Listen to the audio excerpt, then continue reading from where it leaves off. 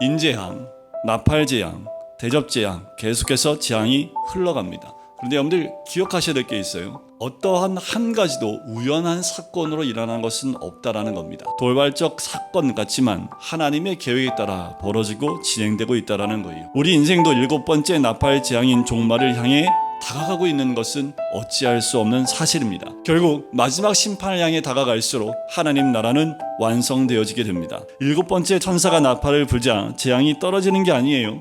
뭐가 나타납니까? 하나님의 나라가 나타나요. 그런데 세상 나라가 우리 주와 그의 그리스도의 나라가 된다. 세상 나라가 뭘까요? 요한 1서 2장 말씀에 보면 세상 나라의 것이 뭐라고 나와요? 육신의 정욕, 안목의 정욕, 이생의 자랑, 아버지에게서 오는 것이 아니라고 합니다. 그리고 이 모든 건 뭐예요? 다 지나가 버린다라고 얘기를 해요. 그런데 본문을 보니까 그 나라가 우리 주와 그리스도의 나라가 된다라고 해요. 세상 나라와 그리스도의 나라가 따로 있는 것 같지만 주님이 이 땅 가운데 왕으로 오시게 되면 그것이 곧 하나님 나라입니다. 그런데 그리스도가 왕 노릇하시면 어떤 일이 일어날까라는 거예요. 눈먼 자, 못 듣는 자, 저는 자, 말 못하는 자가 치유를 받고 메마른 땅에 물 근원이 되고 전에는 들짐승만 가득했던 곳이 푸른 풀밭이 된다라고 기록되어 있습니다. 그러나 모두가 이 새하늘과 새 땅을 누릴 수 있는 것만은 아니에요. 오직 구속함을 입은 자, 여호와의 속량함을 받은 자만이 그리로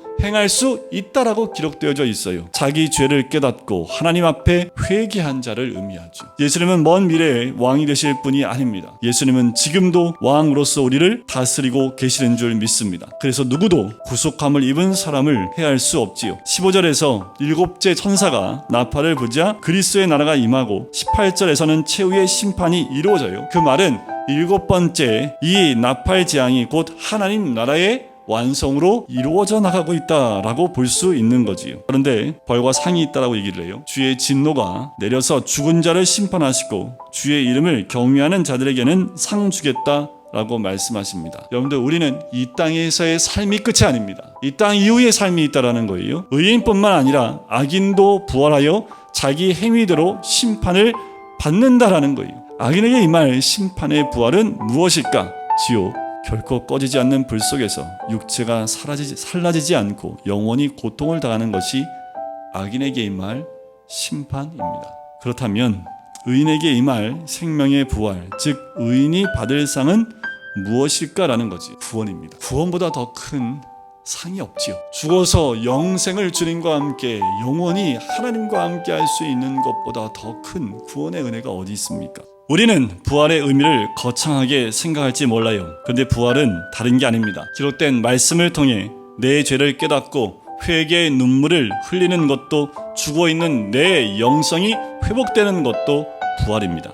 하나님 나라는 세상 나라가 그리스도 나라가 되는 겁니다. 하나님 나라는 구속함을 받은 자의 나라입니다. 구속사가 깨달아지는 나라이지요. 감사옵나니라는 고백이 넘치는 나라입니다. 최후의 심판이 있어야 세워지는 나라입니다. 하나님의 나라는 상벌이 있는 나라예요. 언약궤가 보이는 나라, 약속의 말씀대로 이루어지는 나라. 그래서 우리가 바라봐야 될 것은 언약궤입니다. 그 언약궤를 바라볼 때 그 언약궤를 통해서 모든 것을 이뤄내시는 하나님의 그 나라가 곧 우리 가운데 임하게 될 줄 믿습니다. 우리의 가정, 여기 있는 장소, 공부하는 학교가 이와 같은 하나님의 나라, 여러분들 자체가 언약궤가 되어져서 그 언약의 말씀을 이루어내 그곳이 하나님의 나라가 될 수 있도록 온전히 두 증인의 삼위일 뿐만 아니라 하나님의 택함받은 주의 백성 되시기를 주의 이름으로 간절히 축원드립니다.